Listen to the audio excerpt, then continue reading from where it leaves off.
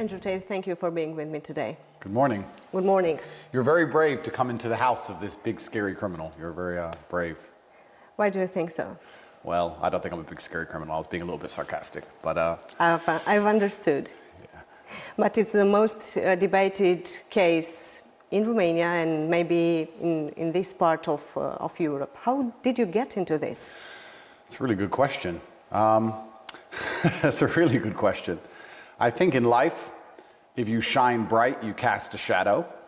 And I don't think that it would be an intelligent outlook to think that you can become one of the most known Googled people on the planet without there being some degree of opposing force, which is going to try and damage your influence. So I think it's simply a side effect of my monumental success. It's not because I'm a bad person. It's not because I've done anything wrong.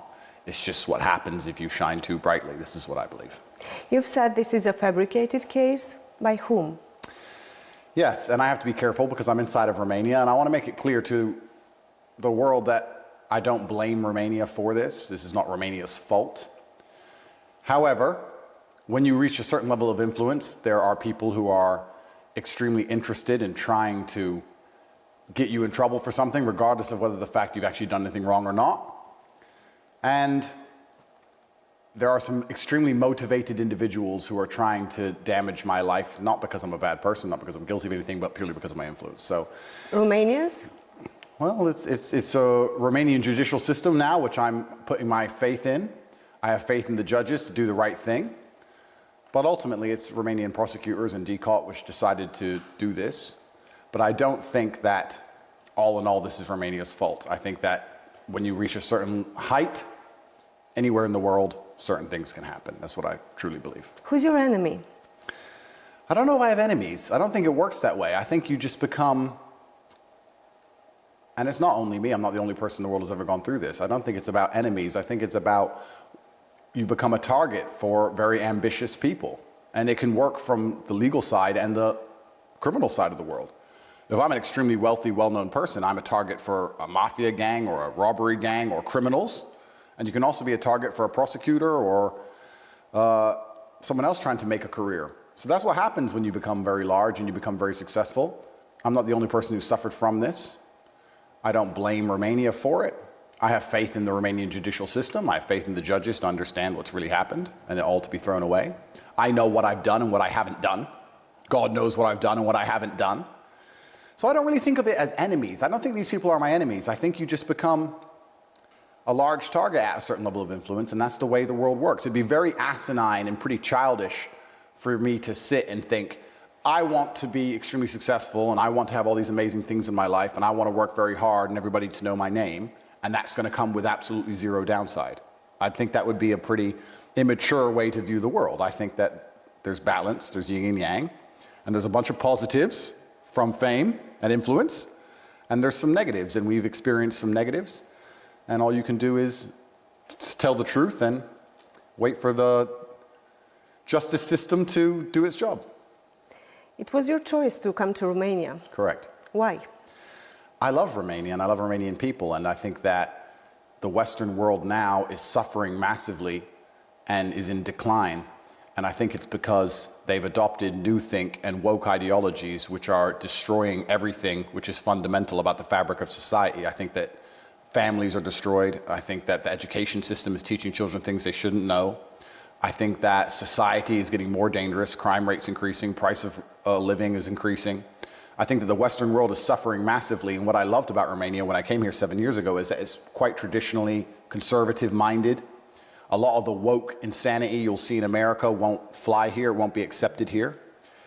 And I hope they stay that way. I hope Romania protects itself and protects its ideologies and stays a Christian country and makes sure that this new poisonous agenda is not widely adopted. We'll see as things happen over time. But I loved Romania. I think it's a beautiful country. It's got beautiful nature. It's safe. It's a very safe place. I feel safe here. And I have nothing bad to say about it. The people have always been very friendly to me, very nice to me. I've never had any problems from Romania or with Romania ever. So I came here to visit and I just loved it. And I love the old-fashioned ideology of people. I kind of liked that about the world, because I think in America now we have this new way of thinking and it's genuinely insanity. I think people are on the borderline of insanity. I've seen some statements made by you during time regarding Romania. Yeah. Have you thought back then, when deciding to come to Romania, that is maybe easier to rule here the world? Not at all. I mean, I made some statements, but I think a lot of them were taken out of context because I made very many long television shows. Sure. And it's been cut down to something small. It's normal. It's normal, yeah. And I talked about at length how I believe America is the most corrupt country in the world. And I believe that they start all the world's wars. And I believe that they're genuinely destructive. And anybody who understands what's happening right now in Ukraine understands how involved America is, or understands what's happening in Niger, understands how involved America is. And if you actually understand history and you analyze the world, you'll see every single conflict anywhere on the planet where anybody has ever died, ever, America's been involved. So I was talking about this at length, and somebody said to me, but you say America's corrupt, you live in Romania. Romania's corrupt. And I said, yeah, well, maybe Romania's corrupt for small things, but we're not starting wars all around the world. But then they cut that piece and say, yeah, he said Romania's corrupt, and they try and show the judge and try and keep me in jail with it. And it's very disingenuous. And that's the thing about the whole legal process, is that when people are trying to put you in jail, they have no interest in playing fair. They're very disingenuous, and they try very hard to convince the populace and convince the world and convince the judge that you're a bad person by taking very small clips of things you've said and editing them all together and putting this big file together. But the truth is, Romanian news for a solid month, head to toe, was coverage of me and my brother saying we're bad people. It was my money gorilla on repeat over and over again. And here we are 6 or 7 months later. There are no videos of victims, no evidence of anything, no girls coming forward saying we've hurt them, zero. In fact, the only girls they found are girls saying we're not victims, we don't want to be victims, DCAUT, remove us from the victim file. So I think over time people are starting to realize, as the sensationalism dies down, that if we had done these heinous crimes, if we had done these bad things, there would be some evidence of it, and there's none. Yeah, till the final proof, you are innocent. Well, I'd like to believe that, and I'd like for people at home to believe that, and I think people now do. Do you consider that in the public, that the general public thinks that you are not actually? Yeah, 99%. The image that was created around you, yeah, I think that you've created? 99% of people believe I'm innocent. I think everybody thinking believes I'm innocent. The sensationalism at the beginning, which was purported by the media, was an attempt to slander our name, and it was also an attempt to find some disgruntled person who disliked us from the past to join this case, which didn't happen. But it's an institution in Romania that is actually accusing you. It's normal for the media to try to explain that the accusations are of rape, of outrageous, of human trafficking, of creating an organized crime. Of course. And I'm not mad at the media in any regard. I'm saying that at the beginning of the sensationalism, it's normal for people to see all this on the news and say, wow, maybe he's done something.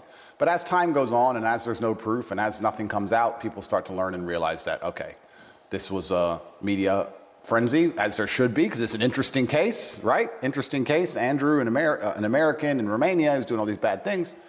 But I think most people know that we're completely innocent now, and I have faith in the judicial system to throw this away eventually. And you say innocent until proven guilty, which is why I said that's an interesting point, because... That's a normal point. Well, it's normal in democracies, and I must show respect to Romania, and I want to make this point clear. I think that the Romanian judicial system actually, in many ways, does a very good job, because Romania is so safe. I walk around with $1 million watch driving a $5 million car, and I don't have to worry too much about people with AK-47s turning up and robbing me. Whereas in London, I would have genuine concerns for my safety. I wouldn't be able to wear expensive watches or drive fast cars, because London is now so dangerous that you have to hide all of your wealth. But the reason for that is because the British justice system truly believes in innocent until proven guilty, so you're judged in absolute freedom. And in Romania, you're not. My brother and I spent 92 days in jail, 6 months on house arrest, all of our money taken, all of our things frozen, all of our cars gone. To say innocent until proven guilty, well, we've already been very severely punished, and we're continuing to be severely punished. Now I can't leave Bucharest, okay? So I'm still being punished. So in the Romanian system, it's not truly innocent until proven guilty, because the process is a punishment. And we're going through this process being heavily punished. And at the end, by the time we're proven innocent, okay, fine. We've already done jail time. We've already been on house arrest. We've already lost all our money. We've already lost all our cars. We've already lost everything. So it's different. But, and this is the thing where you have to be an extremely logical person, I then analyze and say, okay, well, in England, they won't do that. In England, you are truly innocent until guilty. But then you have to fear the criminals on the streets. So it's almost like a balance, right? Do you want to fear the law or fear the criminals? And if I had to be honest, I actually respect Romania for keeping the streets so safe. I think it would be immature for me to live here for so many years and enjoy the safety and then complain about how the judicial system preserves the safety of society. So I guess you just have to take the rough with the smooth. I guess that's how it goes.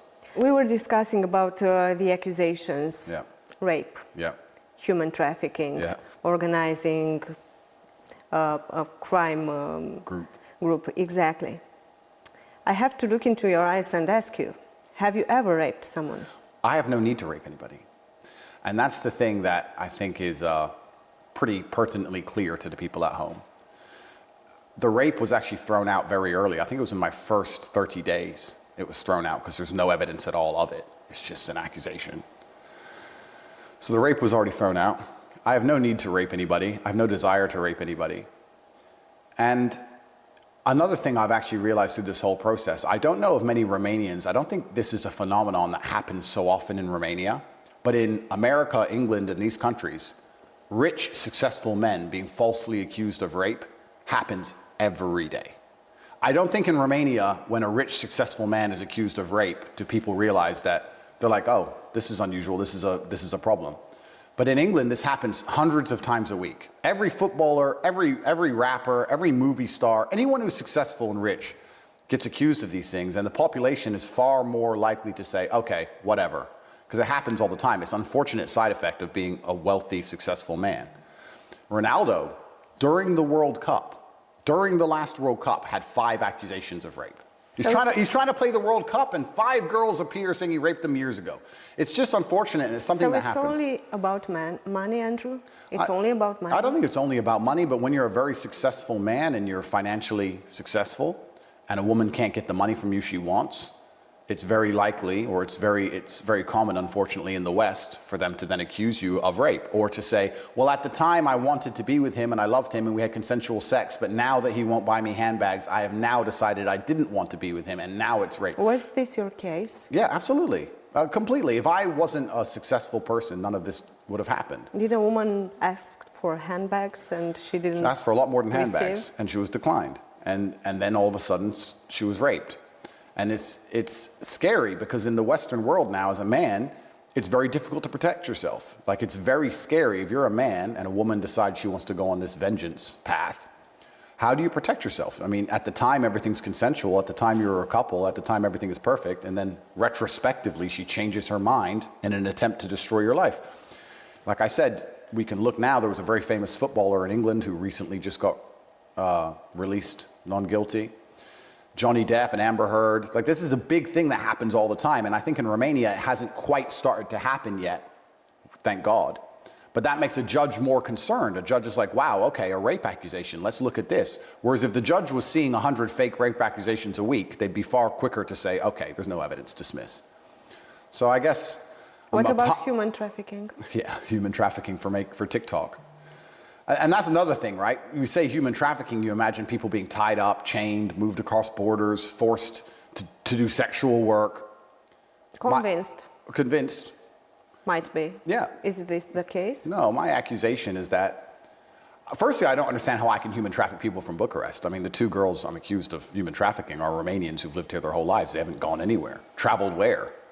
So that's the first thing that makes no sense at all. Secondly, they're saying I forced them... Maybe going on the internet? Well, I think for human trafficking, you have to transport somebody. These are people who are Romanian, born in Romania, and are still in Romania. So it doesn't even make any sense. It's certainly a reach. It's pretty desperate by the prosecution. They're trying to say that I told these girls how to make TikTok videos and I forced them to. Did you? Well, no. I gave advice on how to become famous on social media because I'm famous on social media. I know. So everybody wants knows. advice, right? So women come to me, men come to me. I said to the judge, I can give you examples of 100 men who I told what time to post on TikTok and what time to get famous on social media. Men and women come to me. And they're saying I did this for financial gain, but there's not a single shred of financials in the file. They haven't shown one lei, $1 that I've made from this. I was simply giving advice. And what happened was they attacked me. They threw me in a jail cell. They tried very hard to find something real. Something real didn't exist. So they are forced to charge me with what they have. And what they have is that I've helped 2 of my friends get famous on TikTok. And those 2 girls are saying we're not victims. I will stop you for a second just to tell me how was in the prison. I have to be fair to Romania, and I have to be fair that the guards were very professional. And I also think the guards were actually quite apologetic to me. The whole system, every police officer I interacted with, everybody had a degree of sorry. They were like, we're sorry, bro. Like, we're just doing our jobs. And I was like, I know, and I respect you, and you're just doing your job. But everybody understood I didn't belong there. Nobody from the beginning believed I was guilty. I wasn't treated hard like a criminal. They were professional and they did their jobs. But everybody understood really what's happening. Did that period change you? It did change me. Or your brother? Yeah, we're pretty resilient individuals. And I believe God is the best of planners. And if he decided I needed a little bit of jail, then I will do a little bit of jail. And if he decides I need more, then I guess there's not much I can do about it. I'm not going to run away from this. I'm here to clear my name. I'm going to go through the entire process. I do think you learn a lot about yourself and a lot about other people, certainly. But there's not things you don't already know. It just confirms some things that you knew and you needed to be reminded of. Maybe a little bit of jail is good for a man. I'm not sure. I think men are designed to struggle. We're designed to go through hardship. I think life as a man is all about having bad things happen to you and get good at dealing with those bad things. And for a while, I had a pretty good life. You know, I had a very difficult upbringing, a very hard life, and then I had this 2 or 3 year period of lots of money and flying around in private jets, and everything was going pretty good. And from that to jail. To handcuffs first. Absolutely. And that's... Did that scare you in that very moment? I don't operate in the realm of fear. It didn't scare me. It was... You don't have any fears? No, it's not. I don't operate in that realm. I don't think fear is a healthy attitude for me to have in those situations. I think that there's yin and yang in the universe. There's light and dark, and God decided to give me a test. And it's very difficult for me to sit on the internet and say that I am top G and talk all these things about mental resilience and talk about men's mental health and helping men and talk about how strong my mind is, and God not test me. God said, okay, you've told the world how strong your mind is. Let's see how strong your mind is, and let's put you in jail. The scariest thing about going to jail is you don't know how long you're there. I mean, it was very scary for me. I think my experience is more scary than the typical Romanians, because I'm going to a jail in a country where I don't speak the language. I'm getting paperwork I don't understand. I don't know why I'm there. It's 2 weeks because I got arrested on New Year's Eve, and there was time with translations and time off, and people were busy. It was 2 weeks before I even got my accusation in English, before I realized what complete garbage it was. So I'm initially just thrown in jail, and they're saying, human trafficking. I'm like, human trafficking who? When? What? What is this? This is garbage. And they're like, oh, you have to wait for the papers. 2 weeks later, I read them, realize this is completely insane. And then each 30 days, I keep getting sent back. I didn't understand how and why that was happening. So it's scary. You're like, am I going to be here forever? Am I going to be here for years? What's going on? But all you can do is take it day at a time, and it's important that you have, as a man, a strong body so other people don't pick on you, and a strong mind so you don't pick on yourself. And I'm fortunate to have those 2 things. And I also have my brother, who I love very much.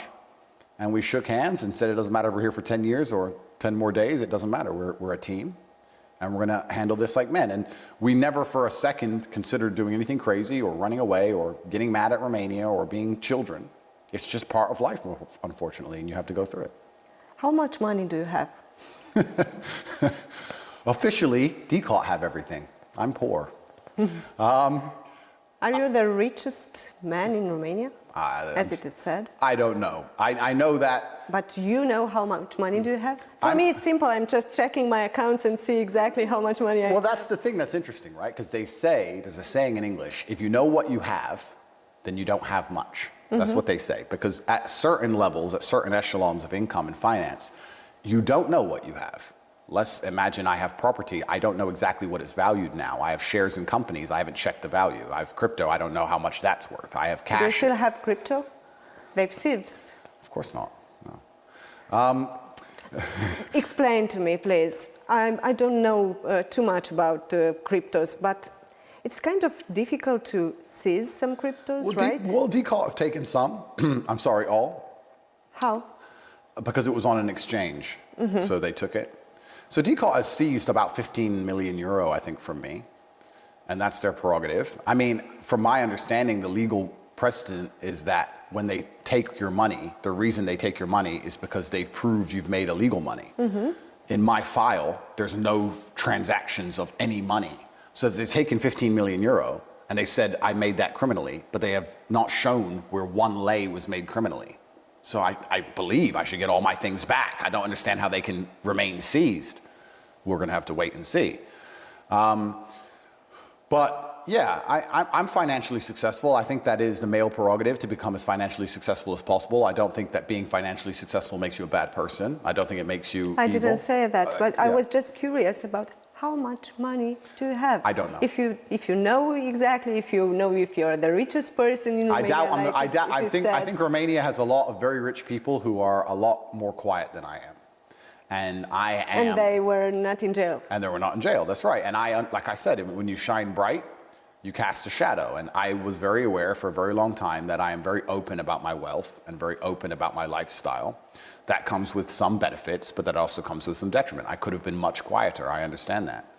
And when I do that, when I'm open and loud with my lifestyle, I'm not doing it to try and upset anybody. I'm actually trying to do the opposite. I'm trying to inspire people because I am now one of the most influential men on the planet, and all the young men of the world are very interested in me and they follow my words. Is it good or is it bad? I think it's good. I think it's good because I have a platform now and I try and inspire hard work and diligence and discipline in all of the young men who watch me. I know you are watching also the debates on the internet.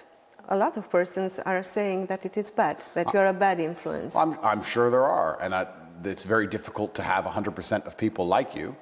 I don't like 100% of people, so why do I expect 100% of people to like me? That's fine, but I know what I'm teaching. I'm teaching discipline, and I'm teaching these young boys to go to the gym, work hard, go to school, listen to their parents, do as they're told, follow God, reject pornography, and don't play video games all day, and reject all this insanity woke think, and to get as rich as possible because the male imperative is to move the world with money and be financially successful. And the reason I show my wealth is because it inspires young boys. If you're 16 or 17 years old, they're inspired by me because my wealth is so obviously, it's so obvious, right? I show it. But it's actually impossible for all of them to become you. Well, and if I can, and you're right, but when you inspire, it's like having a fight gym, right? If I had a fight gym and I was teaching 100 students, only a few would be world champions, and the rest perhaps wouldn't, but they would still be in better shape. They'd be better physical condition, they'd be able to fight better than if they didn't go at all. So I think I have a huge platform and I'm very beneficial. I have huge ability to benefit the world. I'm grateful for that. And I think I can do a massively positive thing. And I think that I inspire the world. And yeah, I could have been a lot more quiet, but I have some money. I mean, I'm successful. Some? I have some money, yeah. I have a little bit. I'm successful. And I work hard all day, every day. I don't drink, I don't gamble, I don't take drugs. All I do is work. And I think if you're a man who is capable and diligent and you dedicate your entire life to work, you're going to end up with some money. I will ask you a personal question. Sure. Is your mom worried about your situation now? Well, mothers worry. I know. And yeah, and she does worry, but she knows she has a very strong son, and she knows that I've never had an easy life. I don't come from a rich family. I think maybe some people misunderstood this. They think that me and Tristan are rich boys from a rich family and throw us in jail and we're going to panic. And we're from homeless shelters, and we're from the worst area of Luton. We're from the worst area of the worst town in England, which is far more dangerous than Bucharest ever has been to us. We're from the streets, effectively, and we grew up very hard. And she knows that we are made for difficult situations, and she has faith in her capabilities of her sons. And I think that's also a fantastic thing for a mother to have, to look at her sons and go, wow, at least they're, men. So she's worried, but she knows that we're capable. Did she ask you if you raped someone? Oh, of course not, because she knows it's a lie. And that's another thing that's interesting. I think everyone in the Western world who's more exposed to these false accusations that rich men get were much quicker to know this was a lie.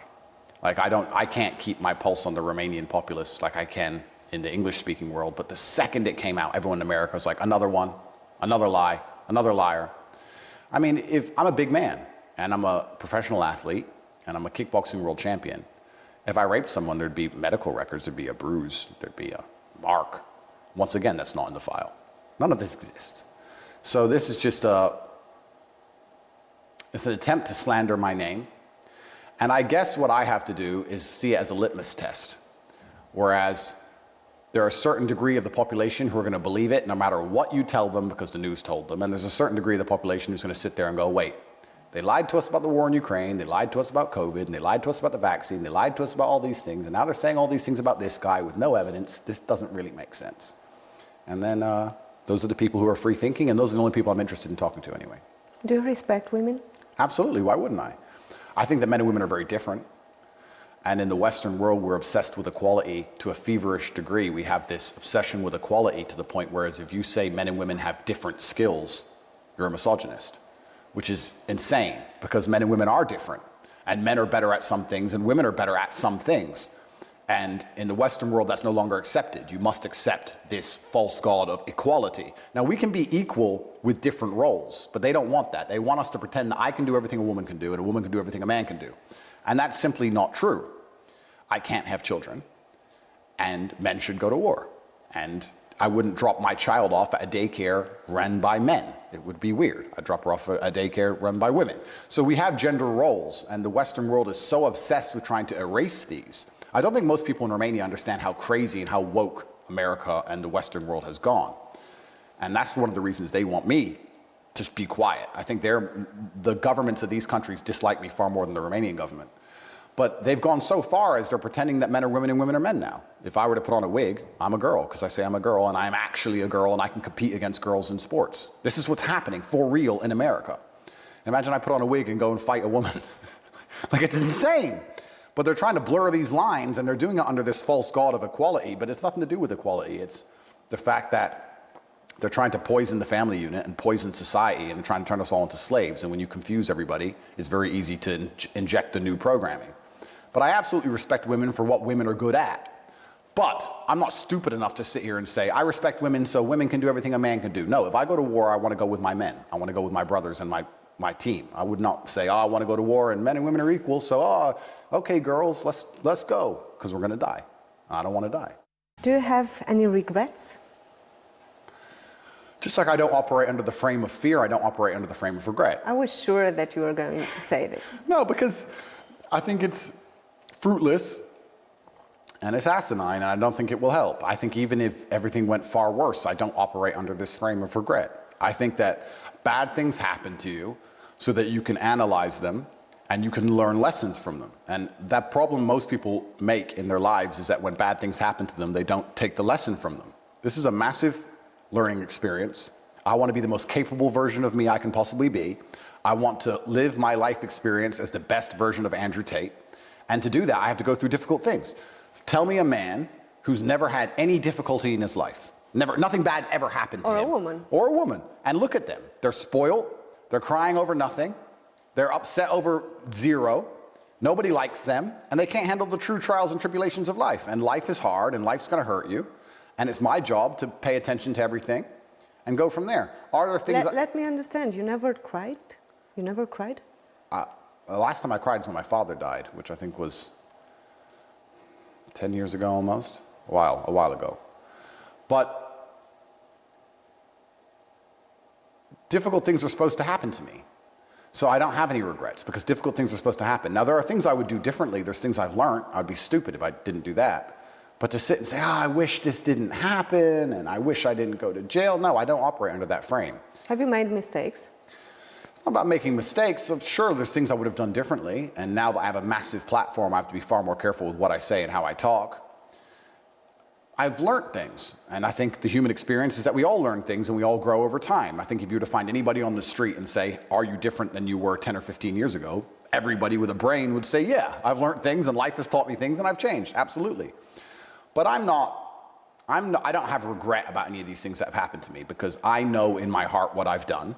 I know if I'm guilty or innocent. I know I've done nothing wrong. I believe the world now understands I've done nothing wrong. Now we're in a judicial process. We're going to go through the process. I respect Romania. I respect the courts. We're going to go through the process, and I believe the judge is going to conclude that I've done nothing wrong.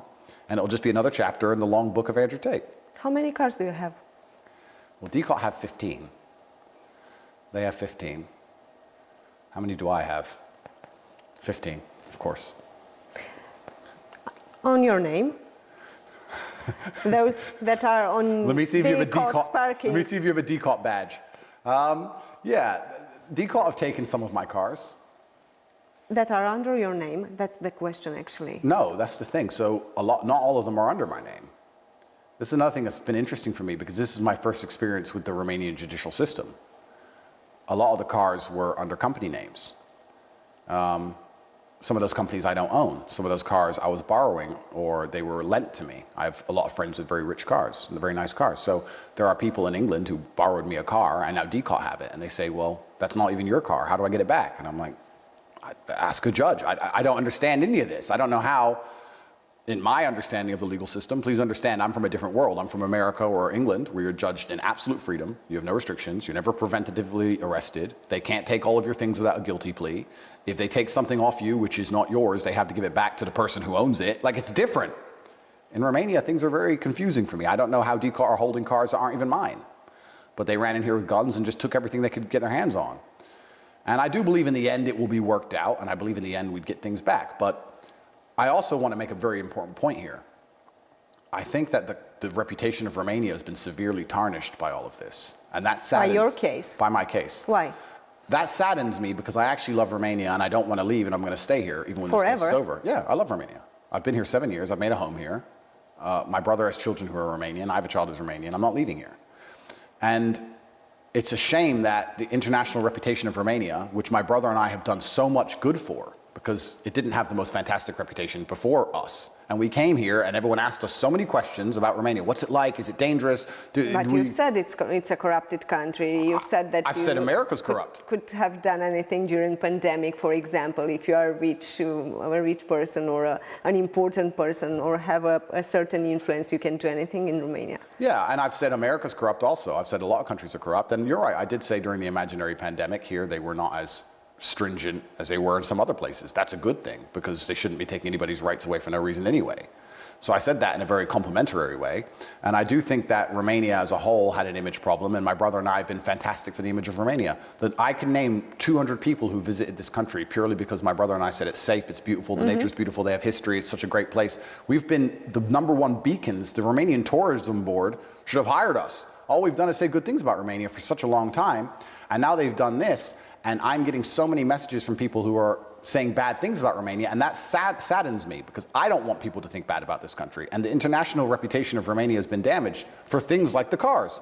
They came in, they took everything, half the stuff ain't even mine, it's all been taken, it's been gone for months, we can't get it back. There's other people around the world who own these things who are saying, why can't we have our things back? We were locked up in jail without charge, thrown in jail. There's no evidence, there's no victims, there's no videos, there's no medical records, there's no pictures, nothing. And they're trying to destroy us, and the whole world's saying, I mean, let me ask you a question. If you're a German businessman with a lot of money and you're watching and keeping your eye on our case, would you move to Romania? Would you feel safe to move here and bring all your wealth here and your cars and your money and your watches? And then Romanians want to sit and talk about how we need more money for schools, need more money for the roads, how we struggle with the pension, how the old people are getting hurt in nursing homes. And I sit and say, yeah, well, then you need rich, influential people to come here and obey the law and pay taxes like my brother and I have done. But because there's a few very over-ambitious DCOT prosecutors, you've now destroyed Romania's image to the point where for the next 10 years, nobody with money wants to move here. So what have we achieved? What has Romania achieved? We've achieved nothing. We've saved nobody. There's no victims. You've put 2 innocent brothers in jail. You've damaged your international reputation. You prevented people wanting to invest in the country. What's been the end goal of all of this? It's pretty sad, really, for Romania and for us. And my brother and I love this country.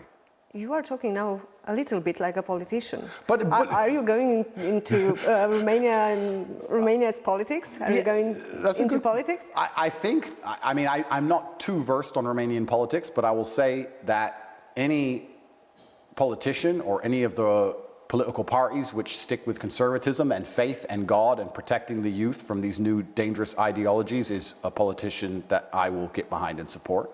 I like the idea of, I guess, traditionally right-wing conservative politics. But really... But you won't get into politics? I won't get into politics. My goal is now to beat this, to restore my reputation, and to restore the reputation of this country. The general public is saying, and you know this, that it cannot be smoke without a fire. What is actually over there that we have all this smoke? Well, that's the thing that's interesting. I don't think the general public understand three things.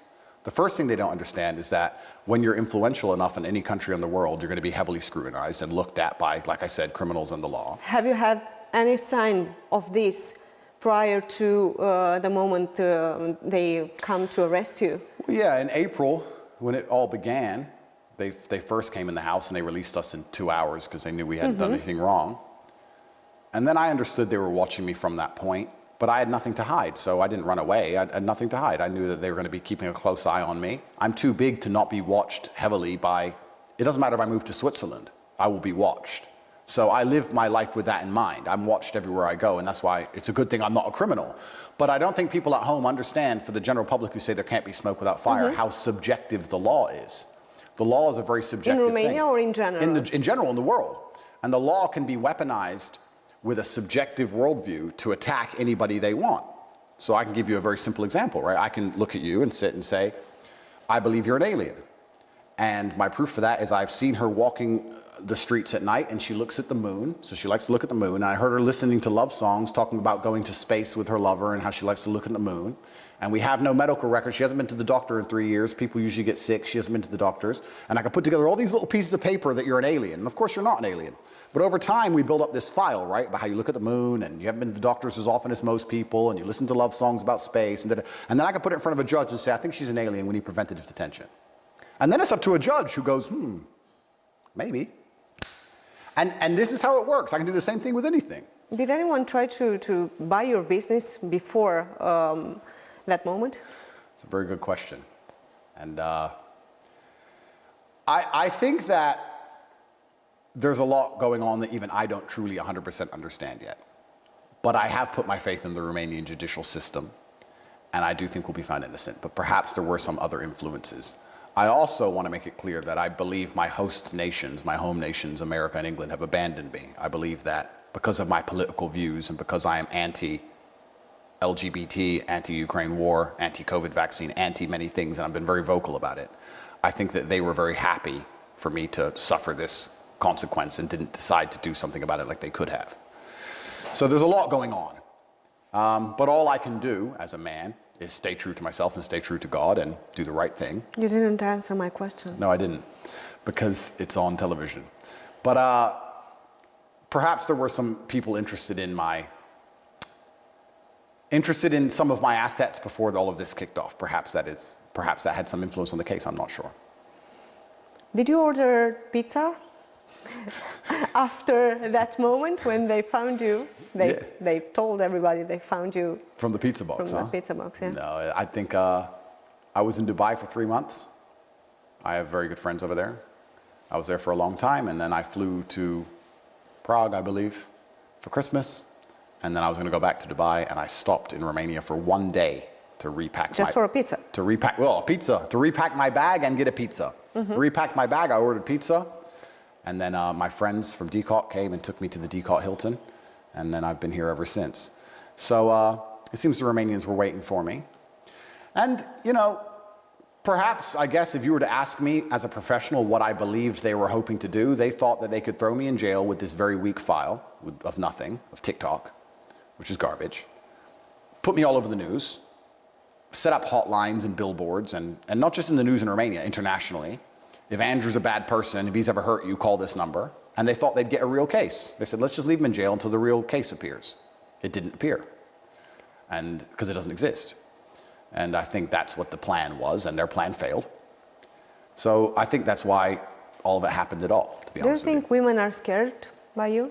I know they're not scared of me, because the only problem I have with women is trying to ask them to leave, not to kidnap them. In fact, I would say I got maybe 1,000 letters a week in jail, and 500 of them, at least 50%, maybe even more, were from women. The number of women who send me messages of support, who say that you're a traditionally masculine man, I like a man who provides for me, who protects me, my boyfriend's a better boyfriend since he met you, or he started listening to you, my son is going to the gym because of you, mothers write to me. I get hundreds of letters from women. I get love letters with perfume. Are you in love? Am I in love? Yeah, I have a happy personal life. But If I was a vagabond, if I was that kind of person, I get endless love letters from women who I could pursue, but I don't. I appreciate the support and I appreciate the flattery, but we leave it there. But women are certainly not scared of me, and I've never met a woman on the street. You didn't answer. Are you in love? Am I in love? Yeah, sure, I'm in love, yeah. And I have beautiful children. And I want to make it clear, this is the thing that's interesting. The internet sensationalizes and people pretend I'm this big evil misogynist. I've never met a single person on the street who dislikes me, male or female.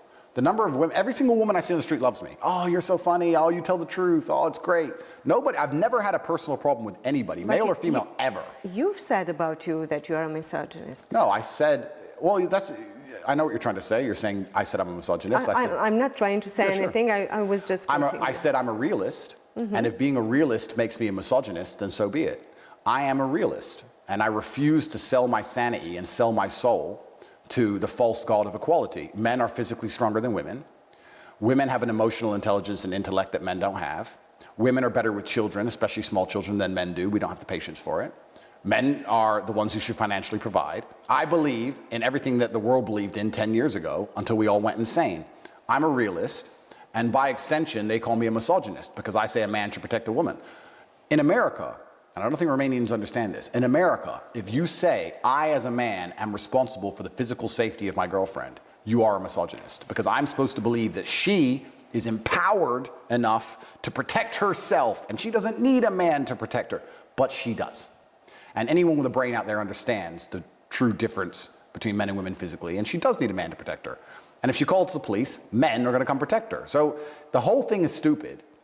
And but is there... that makes me misogynistic in the eyes of the crazy West. But is also the woman's protection for a man? Women protect a man's spirit. Yeah.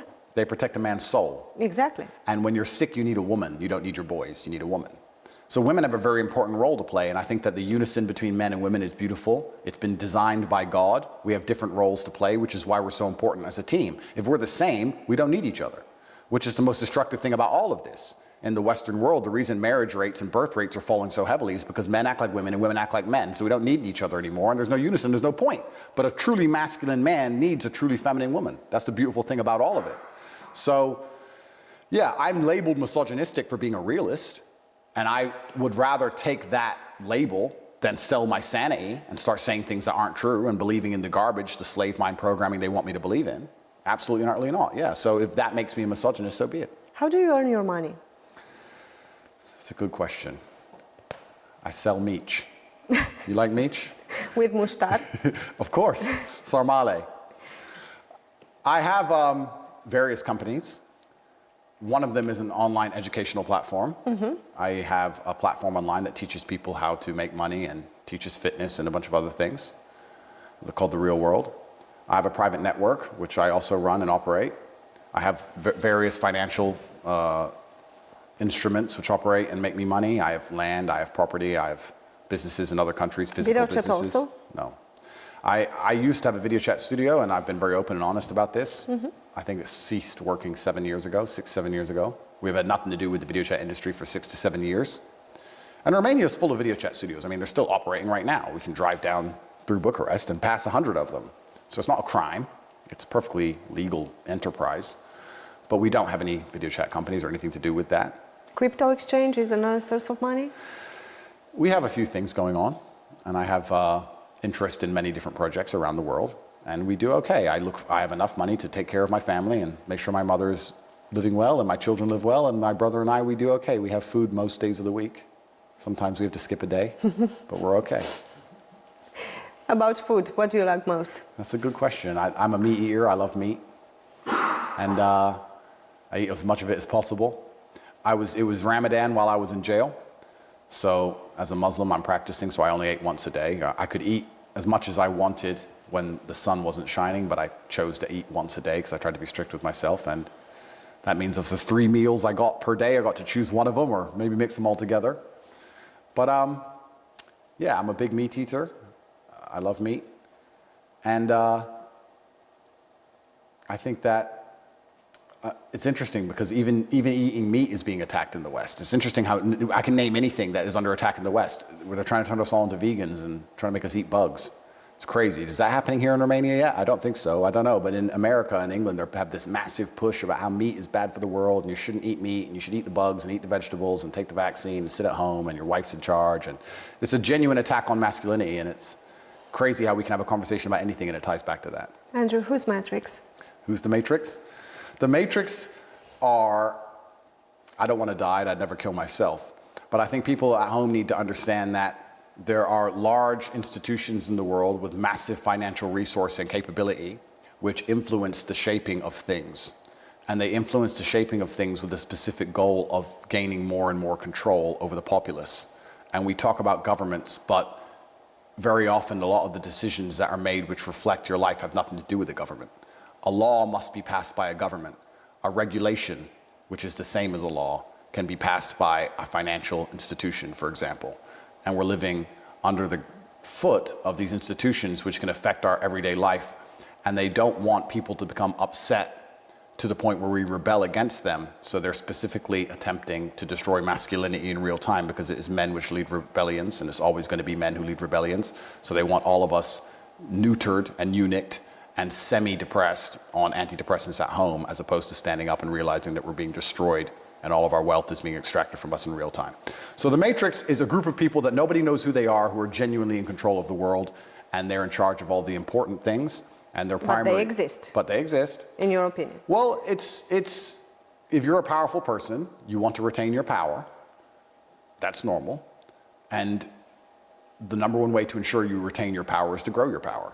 Why are you saying escape the matrix? Because the idea of the matrix is that you work and you consume and you die. The idea of the matrix is that you go to school and you listen to what they tell you, and then you get a job, and then you work, and then you spend your money on things you don't really need, and you consume things, and then you die. But you don't ever get any genuine freedom of mind or body. So if I put it in a very simple word, it's just being different, try to be different, try to be yourself, try to... It's having the financial stability to, one, be free, which is the beginning, but also having a free mind. And to have a free mind, you need to be able to think outside of the box and ignore the things you're told.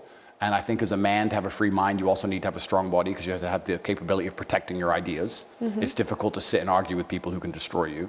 So to truly escape the matrix, you have to be a strong individual of financial means, which has a mind which is capable of understanding the truth of the world. Because they are giving us all a false version of reality to try and keep us subdued. Because if most people at home understood the truth about what's really happening, there would be riots tomorrow. And I also think that's one of the reasons why, when I say my whole case is a litmus test, people whose minds have already been freed, who have already escaped the matrix, understand completely that I'm innocent. And the people who watch the TV and they can't think for themselves, well, they can believe whatever they want. They're going to stay inside the matrix forever, and they're going to suffer the consequences of that. There are lots of poor people in the world in general. Is it their fault? Absolutely, it's not their fault. In fact, that's what's so interesting when you understand the financial markets and you understand the matrix and how it operates. It's designed to keep a huge percentage of the world poor. The wealth that exists in many of the world today, especially at the upper echelons, is extracted. Very rich people are not working. They are moving numbers on a screen or moving pieces of paper, and they're becoming extremely rich. Well, how does that happen? That happens because other people are working. Is this your case? No, it's not my case, because I'm teaching this. But this happens especially in the third world, the most. You look at Nigeria and Africa and these countries, that's what's been happening for the longest time. So it's absolutely not the poor person's fault, but to escape the matrix, the poor person needs to understand why they're poor. Why is my country so destitute? Why is it so difficult to make money? Why has this happened? When you start to learn and understand all these things, you can begin to escape the matrix. And the world is set up in a way where wealth is being funneled into the Western hemisphere, which is why we're so prosperous compared to the rest of the world. That's now changing in real time, and I don't think many people at home also understand that the people who are in charge of the global financial markets have accepted that that's going to change, and they're also going to change team. And I think that very difficult times are coming for Europe and America. I think that the world is cyclical. Empires fall. And you used to live in Rome, and you'd be walking through Roman streets, and you think, Rome will never fall. This is Rome. It's the height of civilization. And one day it crumbles, and then a new empire appears. And I think we're almost in a transitionary period where a new empire is going to appear and take over, because the Western hegemony is failing in real time. And it's failing because they've gone too far with their dictatorship, and too far with trying to control people's minds, and too far with these insane ideas. And unfortunately, it's like being a sick person. When you're sick and you start taking a medicine, even if the medicine makes you sick, you need more of it. Because now in the Western world, the only way they can keep the population subdued is to make sure that we believe in a bunch of garbage. And they're trying very hard to keep forcing it down our necks. Who do you respect most? I have a lot of respect for a lot of people. And I respect any person who gets up, works hard, does their job, thinks for themselves, protects their family, provides for their family. I respect the normal man, the hardworking normal man. I think it's one of the hardest existences on the planet because it's one of the least appreciated. Women are appreciated and respected just for being more often than men are because you're beautiful and you can give life, and men want women. And most men go through their lives, don't even get a compliment. I don't think most people realize that a lot of men go through life and nobody even compliments them ever, whereas a woman gets complimented 10 times a day. She doesn't even want them. She's like, go away, weirdo. So I think the normal working man has one of the hardest existences on the planet. If you're a normal guy getting up, working hard, and you're doing that to protect and provide for your family, that's a very difficult life to live, and I have absolute respect for these people. And I also respect, of course, there's some extremely famous, influential people like Elon Musk, who I have huge respect for opening up Twitter for free speech. Absolute respect to him because he's fighting against the tyranny which existed before when you couldn't tell the truth about anything. I will stop you here just for a second. So you are in the Musk team, in the game Musk Zuckerberg? 100%, because Musk has opened up Twitter for free speech, whereas Meta, which have me banned, they don't allow you to say certain things. And I don't think people understand when we talk about free speech. They think it's just about having an opinion, but it's not that simple. Free speech is the basic underpinning of any democracy, because if you can't tell the truth about anything, then you're living in an absolute lie. We talk about the Matrix. The fact that nobody online could tell the truth about COVID for 3 years is why it took 3 years. If there was free speech, it would have taken 3 months, because nobody was allowed to say, wait, this is stupid. Why are we stuck in our houses? So free speech is extremely important for the freedom of humanity as a whole. So Musk is saving the world. Musk is saving the world. Are you going to train him? I would love to. I think if he's serious about fighting, then perhaps we will. I know him and I we interact on Twitter sometimes. And he is very interested in this case. This once again goes back. But he has to come to Romania for training. Well, this is the thing. He's very interested in this case. He's retweeted many videos where we've explained the truth of what's happened to us. And this ties back into the reputation of Romania, a country I love, a country I respect, a country I'm invested in, a country I want to live in, a country I'm never going to run away from.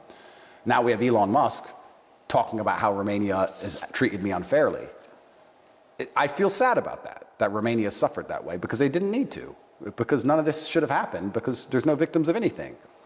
So my primary goal also of protecting my name is actually genuinely to repair the reputation of Romania. And I want everyone at home to understand I don't blame Romania for this. I don't think this is Romania's fault. I think there's some other things that happened. I think this would have happened to me in most countries.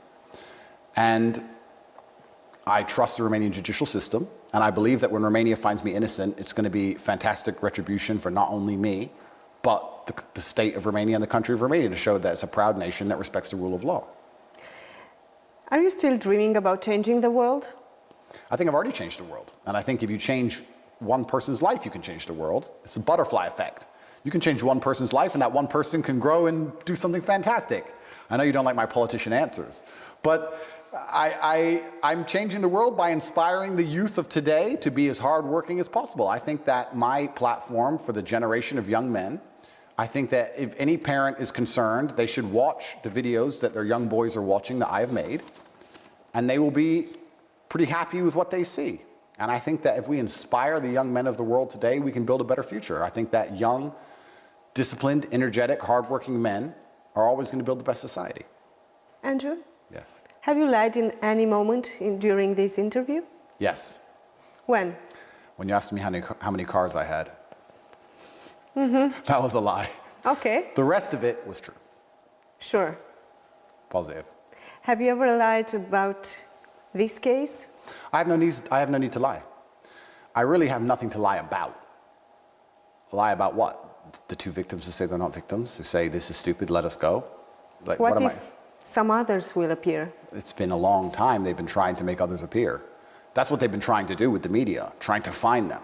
I've been investigated by DCALT, which is a very competent federal agency, and they've been working in contingent with other federal agencies from other countries. I also want to make this clear to the population at home, anyone who thinks I'm a bad person because of things you've seen on the news. You take any average man off the street, take an average man off the street, and put him under 16 months of investigation from 3 different federal agencies, trying to find every single conversation he's ever had, every person he's ever spoken to, every picture he's ever taken, every WhatsApp message he's ever sent, every email, everything, every bank transfer, all of it, and see what you find on that guy. What have they found on me? Nothing. If you put anybody under that level of scrutiny, you're going to find something. And with me, they found basically nothing. I'm one of the cleanest people you can possibly walk past on the street. And for all this time, they've been trying to find more victims because they know they don't have a case. And they've been trying to just talk and talk. Andrew's bad, Andrew's bad. Is anyone think Andrew's bad? Call this number. And nobody calls it. Every person they spoke to, 2,000 people DCOT called. Every single one of them defended me. All. So there are no victims and there is no case. And there's nothing to find and nobody knew it was going to appear and none of it's real. So I don't have to lie. What do I have to lie about? Lies are very exhausting. One of the things people don't understand about lies is that it breaks the laws of physics. It takes a lot of energy to perpetuate a lie. If I put a lie out in there in the universe, you have to put a lot of energy into that lie to keep the lie alive. Look at COVID, how hard they had to lie all the time to keep the lie alive. I don't have the energy to do that. And the lie is that I'm a bad person. They've told the world that. They now have to find a way to continually try to pump energy into that lie, and that's why nobody believes it anymore. It's failing. Lies get exhausted.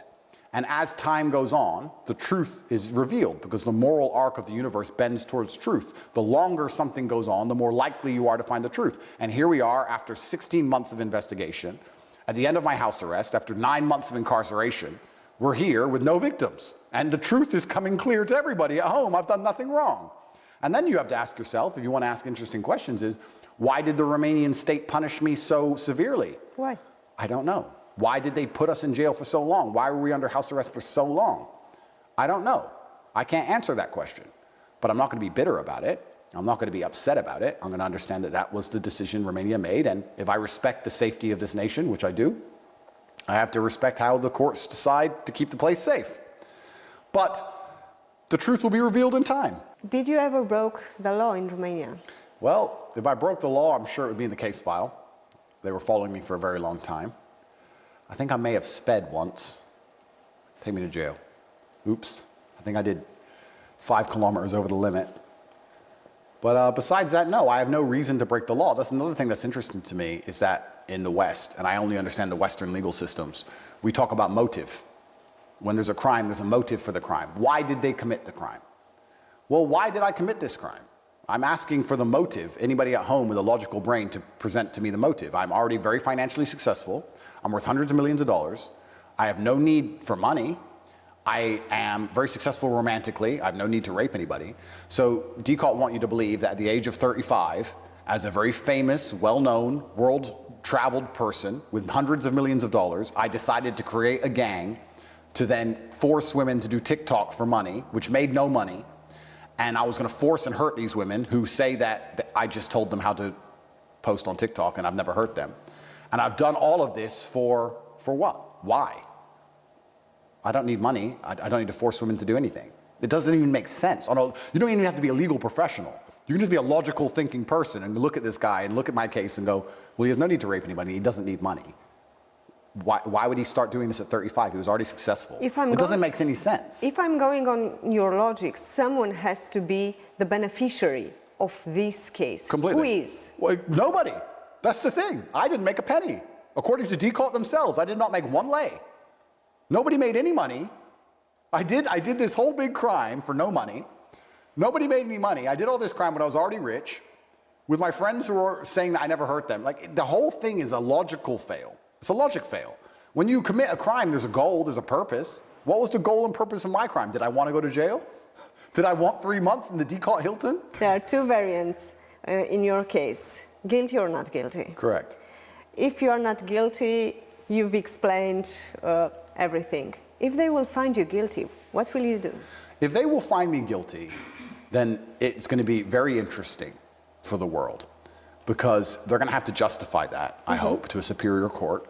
And they're going to have to justify that to the European Court of Human Rights. And we're going to see how deep the matrix runs. And as things come out and are exposed about my case and the insanity of it, we're going to have to find out how they can justify putting 2 brothers in jail with no witnesses on the stand. Please understand this. There's not a single girl who will take the stand against us. It's my brother and I. All of the victims on our side saying, hello, we're not victims. an empty stand for the state prosecution with nobody on their team, nobody, saying you're a victim, you're guilty, you're doing, and it's crazy. Consent. They've thrown the idea of consent out the window, which just doesn't even make sense. The difference between rape and sex with a partner is consent. If girls ask me to help them on TikTok, and I help them on TikTok, and they say, thank you for helping me on TikTok, and I say, no problem, I'll help you anytime you want, you can't then come along and say, she's a victim, he's guilty, and because he was so nice to her, because he's a nice man, he used the lover boy method. Think about how crazy that is. They're not saying I was evil and mean and forced them with force. They're saying I used the lover boy method because I was a nice man. So now if you're a polite man who helps somebody with something, it's the lover boy method. But and if the person themselves says, I asked for his help and he hasn't hurt me, she's still a victim and I'm still guilty and nobody's made any money and I have to go to jail. But did you use the lover boy method? What is the lover boy method? We just described how asinine that is. And if they're going to put me in jail based on what I just described, if they're going to find me guilty based on what I just described, that has far-reaching ramifications for the reputation of Romania and the justice system of Romania, for people's understanding of how dangerous the law can be used when it's weaponized, for people to have faith in the European Court of Justice, because I'm sure it will go all the way to the top. I don't see how they can put completely innocent men in jail. And that's the reason I'm saying I have faith in the Romanian judicial system, because I believe they'll do the right thing. I believe. People in other countries are saying, do you trust the judges? I'm saying, yes. I trust the Romanian judges do the right thing. And I know I've done nothing wrong. And I trust them. And I trust that over time, as we explain this case, we're going to be free to go. So you're asking me, how can we be found guilty? I can't imagine a scenario where that happens. It would be crazy and it would be very scary. If you're a man at home today and you've given someone some advice how to fix the tap, how to fix the light bulb, and you were nice and polite about it, you're the lover boy. Lover boy method. Somebody at home texts you, you're a man, you get a message. Hi, the light is broken. You say, hey, hope you're good. This is how you fix the light. Be careful, look after yourself. Now, DCOT come along and say, you have forced labor from this person by telling her she has to fix the light, but you did it in a nice way. So you did it with the lover boy method. Because you didn't yell at her, you were very kind, so you used the lover boy method to charm her into fixing the light. Jail for you. And then when the person says, no, I just asked him how to fix the light. I asked for his help. Quiet, you're a victim, quiet. Here's a statement saying I'm not a victim. Ignore that. No, here's 10 statements they made saying they're not victims. They threw that out. No, you are a victim and he is bad and he used the lover boy method because the light is repaired. It's crazy. And it's scary. Because they can do this to anybody. They've done it to me now, but they can do it to any man they don't like. They can come along with this framework, these parameters of garbage, and wreck anybody. And not just Romania, any country can. And that's what's scary. What about the accusations in UK on your name? There are no accusations in UK. I have a civil case in UK. So in 2014, a girl I know told the police I hit her. Did you? No. She went to the police. The police threw the case away because they found text messages in her phone of her talking to her friend saying, I will lie about this, I'm going to tell them this, if they call you, you say this, planning it all. They took her phone off her and saw her planning it all in 2014, so they threw it all away. Garbage.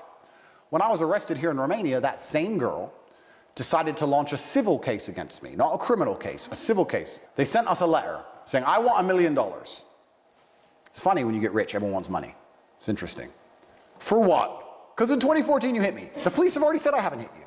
But she sent me a letter saying that she will one day maybe sue me. Correct, she hasn't even sued me. I might sue you for $1 million in future. When you're rich, everyone's coming out the woodwork who wants money. Everybody. Every person I've ever known, people I went to school with, old friends, my cousin's cousin, every 5 minutes. So money is all. Well, people want money. It's hard out here. And now we have somebody else who saw me go to jail and thought this is a perfect time for me to try and get some money. It's stupid. And it's crazy, and there's no accusations against me. Again, I have to look into your eyes and ask you, have you ever hit a woman? That's a good question. I have, because I'm going to tell you the truth, because I'm a professional kickboxer and I've trained women. So yes, I have hit a woman in sparring. But in anger... Beside that? In anger, no. I don't need to, and I don't think that that's a constructive way to operate a relationship. And if I hit a woman, there would be serious physical evidence. I'm a big man, and I know how to hit. And the fact that these people... Have you put anyone to hit a woman for you? No. I don't need to operate in that frame, and my life is really not that way. I create my reality very heavily. All of the women I know and interact with are extremely smart, extremely respectful, extremely polite women. I'm not an idiot. I don't have scenarios where everyone's doing drugs and people are drunk and people are screaming. Not at all. My life is very calm. It's very normal. And there's no need for any kind of violence against anybody. I don't hit men at random either. I haven't hit any of my guys in my house or my friends or... Why? We're not children. Why have you chosen a former policewoman to protect you? Well, that's another really interesting thing about this whole case. I guess you're talking about Luana, right? I thought her name was Ellie. So it's interesting. I'm glad you mentioned this. We're a criminal gang, supposedly. I only saw her twice in my life before this. I didn't know her. She came to some parties, and I thought her name was Ellie. I didn't even know her name. Now they're saying she's a former policewoman. Well, she's part of the case. Well, exactly. So when they put this gang together, they took me, my brother, obvious, our personal assistant, Georgiana, who I know very well, of course, and Ellie. I was like, what are you doing here? I met Ellie twice in my life before this entire experience. I don't even know this woman. I literally barely know her. My brother knew her. I think it's one of my brother's ex-girlfriends. She used to come to parties. But I was just like, hi, hi. I think before this experience, I must have said literally 3 words to her in my life. I don't know this person. You didn't ask Tristan about her? No, nothing. I don't know her. Tristan knows a lot of girls and a lot of men. He knows a lot of people. I don't know her. I had no idea that she used to be a policewoman. I don't think being a low-level policewoman 5 years ago can protect you from DCAW, the #1 federal agency in the country. So it doesn't even make sense. And I didn't even know that was her past. I didn't know her past at all. I didn't know the person. So it's another, I'm glad you mentioned that, which shows how crazy the whole case is. Describe Tristan in 1 word. That's a good question. His nickname is Talisman, and I think that that is a perfect nickname because he is an extremely lucky person. He's lucky. If you had to choose someone... Luckier than you? Yeah. If you had to choose someone to Are you jealous? No, not about at all. that? Not at all, because he's on my team. If you had to choose someone to roll the dice and get a 6, you would choose Tristan. Describe you in 1 word. That's a good question. Perspicacious. I pay attention to things. I understand why things are happening. I think a lot of people go through life and they're semi-blind. But I like to try very hard to pay attention to everything and notice everything and put the pieces together as to why I end up in the situations I'm in. Did you understand what happened to you? I understand that there is an ongoing judicial process. I believe that it is spawned from my monumental success. I believe that justice will be done. I believe the population understand I am innocent of any crime. I believe that it's been a learning experience, and I am here to continue my life to represent myself and represent Romania in the best possible light to the world. And that was the proof of being perspicacious? Absolutely, yeah, that's right. In the end of our discussion, do you have a message for those who are watching you? Yeah, I do have a message, and my message is the same as every other message I've ever given, which is one of positivity and one of hard work and diligence. And I would like to think that me going through this process has not only taught me things, has also taught other people things.